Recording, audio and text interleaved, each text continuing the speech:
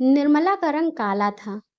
बड़ी मुश्किल से उसकी शादी हुई थी, वह भी पैसों के लालच में।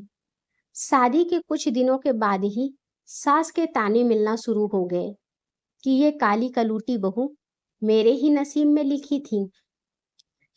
निर्मला की एक छोटी ननद भी थी, जो हर वक्त किसी न किसी बहाने से निर्मला को बुरा भला कहा करती थी। एक दिन निर्मला किचन में काम कर रही थी। उसकी ननद किचन में आकर कहने लगी, अरे भाभी, ये आप हो? मैंने समझा कि काम वाली बाई प्याज काट रही है। निर्मला ने मुड़कर अपनी ननद की तरफ देखा।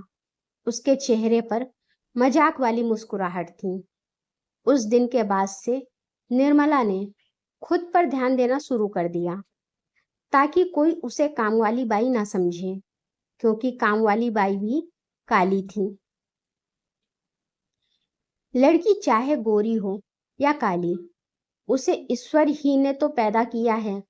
लेकिन हमारी सोसाइटी ने आज ये कानून बना रखा है कि हर काले रंग वाली लड़की बेचारी सारी उम्र दूसरे लोगों का मजाक बनती रहती है। एक दिन निर्मला अपनी बहन के यहाँ जाने के लिए तैयार हुई, तो उसने नीले रंग का एक खूबसूरत सूट पहना। थोड़ा बहुत मेकअप भी कर लिया। वह हकीकत में देखने में अच्छी लग रही थी। उसका पति घर के बाहर मोटरसाइकिल स्टार्ट किए उसका इंतजार कर रहा था। निर्मला जैसे ही अपने कमरे से बाहर निकली और सास की उस पर नजर पड़ी, तो सास ने मुंह ही मुंह में उसे कोसना शुरू कर दिया। एक तो ऐसा काला रंग और फिर नीला सूट। अरे बहू, कुछ तो अपनी लाज रख लेती। जाओ और कोई हल्के रंग का सूट पहनो। ये तुम पर बिल्कुल भी अच्छा नहीं लग रहा है। यह सुनकर निर्मला का सारा आत्मविश्वास टूट गया। उसे ऐसा महसूस होने लगा कि जैसे उसके पैरों में जान ही नहीं बची है। सास के पास बैठी उसकी ननद भी अपनी माँ की हाँ में हाँ मिलाने लगी और जहरीले अंदाज में कहने लगी, अरे भाभी, आप हल्के रंग का सूट पहना करें। यह भारी रंग आपके ऊपर बिल्कुल भी अच्छा नहीं लगता है। उस दिन निर्मला का दिल पूरी तरह टूट गया था। वो बाहर खड़े अपने पति से यह कहकर कमरे के अंदर चली गई कि मैं 5 मिनट में आती हूँ। थोड़ी देर के बाद जब वो कमरे से बाहर निकली, तो उसने एक हल्के गुलाबी रंग का सूट पहन रखा था। चेहरा मेकअप से खाली था और आंखें आंसुओं से भीगी हुई थीं। कुछ दिनों के बाद ननद की शादी लग गई और उसने सोचा कि मैं निर्मला भाभी से अपनी सारी बुरी बातों की माफी मांग लेती हूँ। लेकिन उस दिन निर्मला तेज कदमों के साथ कमरे से बाहर निकल गई।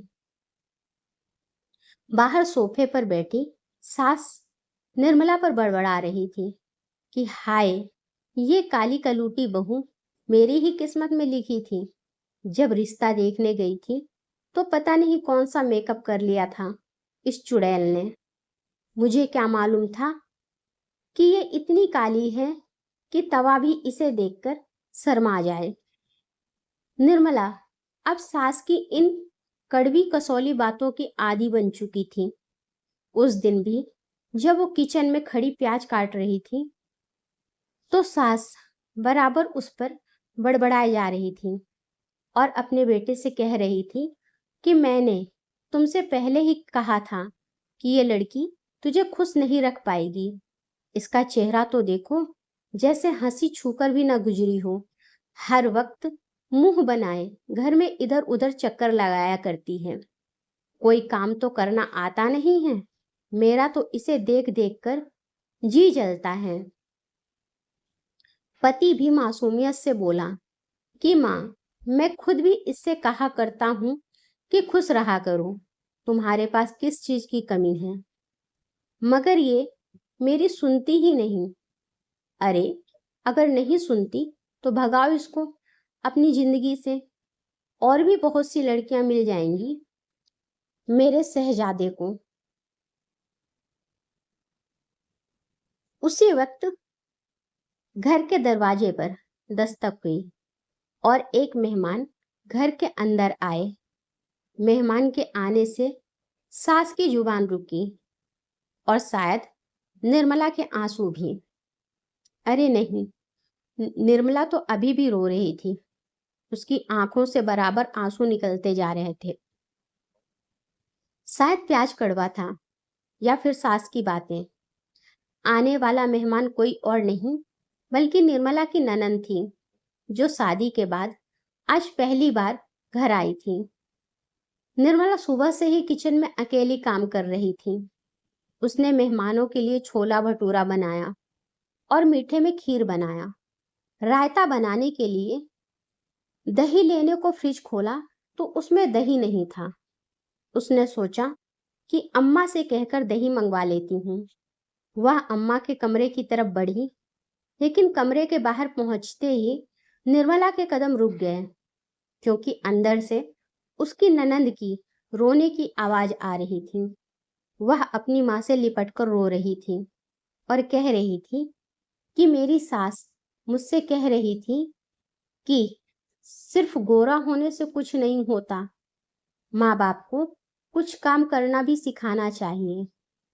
मेरी सास मुझे जब भी देखती है तो मुझे कोसना शुरू कर देती है।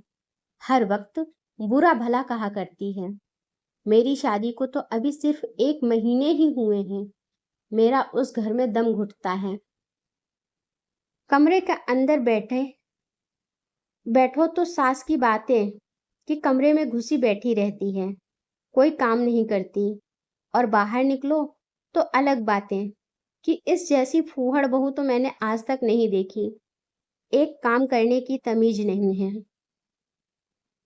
मेरी सास हर रोज मेरे पति से मेरी शिकायत लगाती है, और आज सुबह तो ऐसा हुआ कि मेरे पति ने सारे घर वालों के सामने मेरे गाल पर एक तमाचा मार दिया। उसकी ननंद अपनी माँ से कहती है, माँ, मुझे तो ऐसा लगता है हम दोनों ने भाभी के साथ जो गलत कर्म किए हैं उसी की सजा मुझे मिल रही है।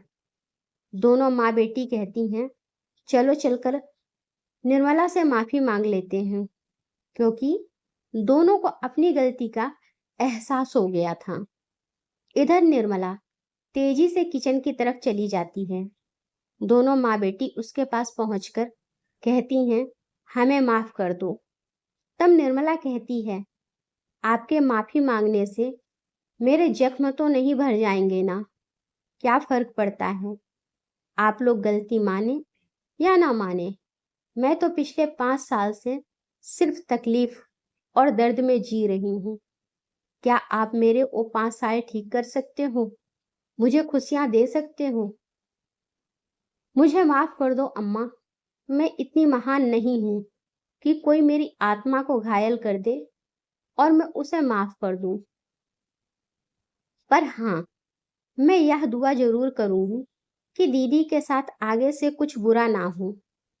निर्मला की सास और ननंद दोनों सर झुकाए हुए खड़ी थी, और निर्मला अपनी आंखों से आंसू पोंछते हुए तेजी से अपने कमरे की ओर चली गई।